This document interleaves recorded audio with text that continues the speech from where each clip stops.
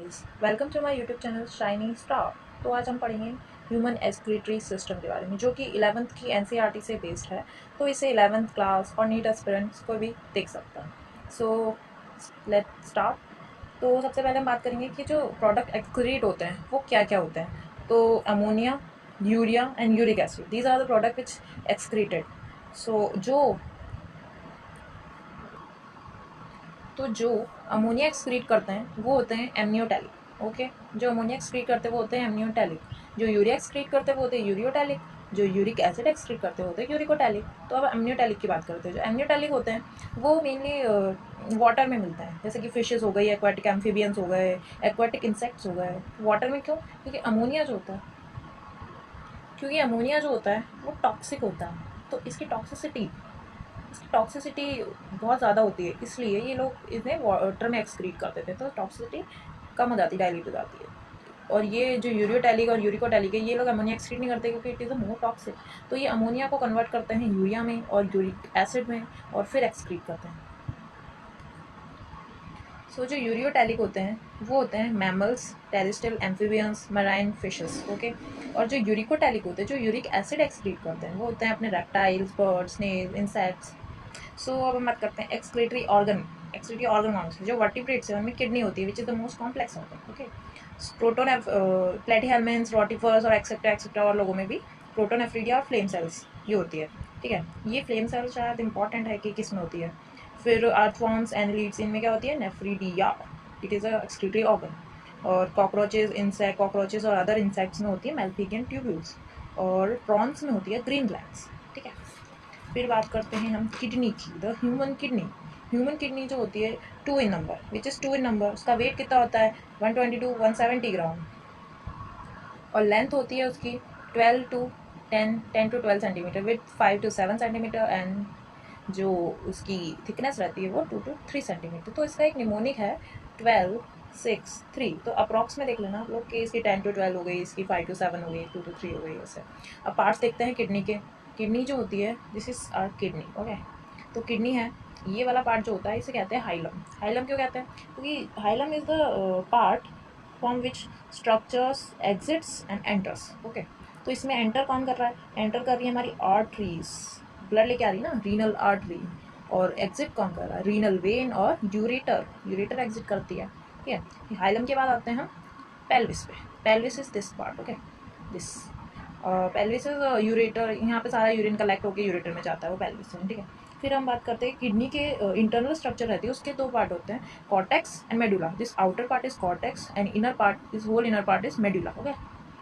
सो medulla में होते हैं pyramids. These are medullary pyramids which are present in cortex. Medullar pyramids present in cortex. Okay. और pyramids जो होते हैं वो ओपन होते हैं कैलिक्स में, और कैलिक्स ओपन होता है पेल्विस में। पेल्विस से जाती है यूरेटर, वहाँ से जाता है यूरिन। ओके।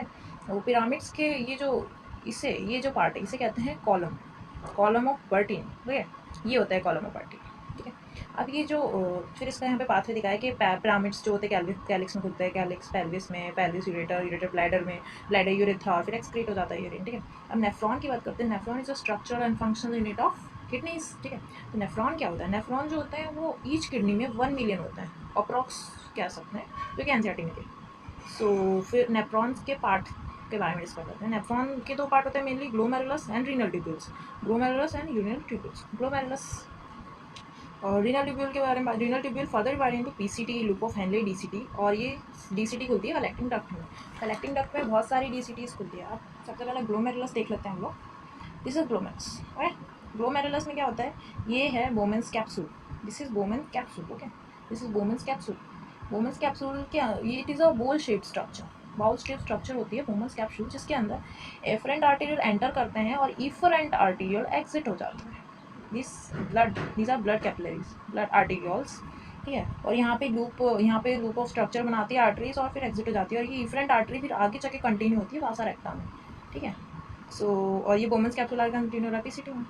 बस it is whole structure known as the glomerulus. तो इसमें क्या होता है? फिल्ट्रेशन होता है। यहाँ से ब्लड आ रहा है और यहाँ से जा रहा है, तो ब्लड जो होता है उसमें फिल्ट्रेशन किसका होता है?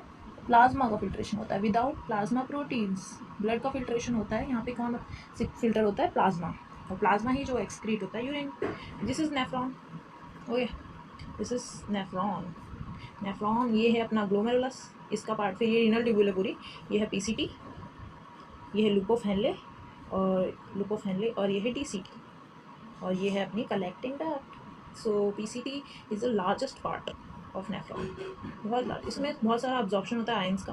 सो जितने भी अपने प्लाज्मा में आयंस है और ये सब ग्लूकोज और सारा बहुत सब यहाँ पे अब्जॉर्ब हो जाते हैं ब्लड में। ओके, और ये है अपना loop of Henle. Loop of Henle is hairpin loop like structure, hairpin like structure.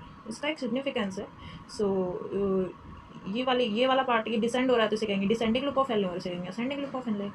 जो डिसेंडिंग लूप ऑफ हेनले होता है वो वाटर के लिए परमेबल होता है ओनली, आयंस के लिए परमेबल नहीं होता है। और ये जो असेंडिंग लूप ऑफ हेनले वो वाटर के लिए इम्परमेबल होता है, आयंस के लिए परमेबल होता है। यहाँ से आयंस ऑब्जॉर्ब होता है। This is the thin ascending loop. Ascending loop two types, two parts होते हैं असेंडिंग लूप में। थिन असेंडिंग लूप थिन है ना, और thick ascending loop this is thick. So फिर ये कंटिन्यू होता है डीसीटी में, डिस्टल कॉन्वोल्यूटेड ट्यूब्यूल, और ये फिर खुल जाता है अपने कलेक्टिंग डक्ट में। कलेक्टिंग डक्ट से पिरामिड्स के से होते हुए ये लोग जाएंगे कैलिक्स में, कैलिक्स से पेल्विस, पेल्विस से यूरेटर, ब्लैडर और एक्सक्रीटर में। Okay, that's it, thank you. Subscribe, please subscribe करना ना भूलें। और अगली मैं वीडियो डालूँगी यूरिन फॉर्मेशन में, urine formation. So if you like it, please like and subscribe. Bye.